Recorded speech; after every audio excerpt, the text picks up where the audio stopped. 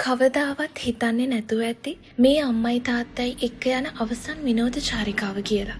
පුංචි මල්තොන තනි කරලා අම්මයි තාත්තයි දුර ගමනක් ගිහින් ආයෙ නොඑන්නම.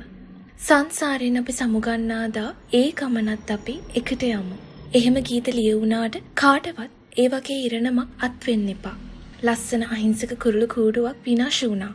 දරුවෝ වෙනුවෙන් හුස්ම අල්ලගෙන ඉන්න ඒ අම්මා සතියක් පුරා කොයිතරම්නම් වෙහෙසෙන්නේ නැතිද?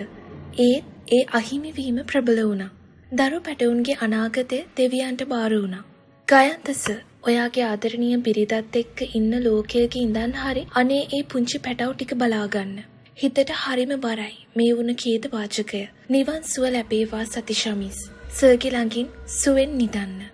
ඒ පසුගියදා සිදු වූ බිහිසුණු අනතුරින් මියගිය ආචාර්ය ගුණේන්ද්‍ර ගයන්ත මහතාගේ බිරිඳ අද දින වියෝ වූ පසු මුහුණු පොතට ඔවුන්ගේ ආදරණීයන් තබා තිබූ සටහන්ය.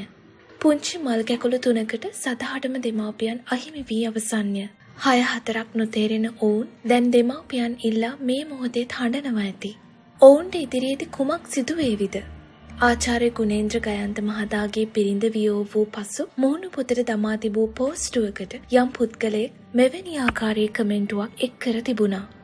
මම බබාලා 3 දෙනාම දෙනවා නම් මගේ දරුවන් වගේම හදාගන්නවා. එයාලා 3 දෙනාට දෙමාපියන් වෙන්න කවුරුත් නැත්නම් අනේ මට කන්ටැක්ට් කරලා දෙන්න. මම ඩොක්ටර් කෙනෙක්. දෙමාපියන්ගේ ආදරය අවසිම කාලයේදී දෙමාපියන් දෙදෙනාම අහිමි වූ මේ පුංචි පැටවුන්ගේ ජීවිතයට ඉදිරියේදී යහපතක්ම වේවායි අපි ප්‍රාර්ථනා කරමු.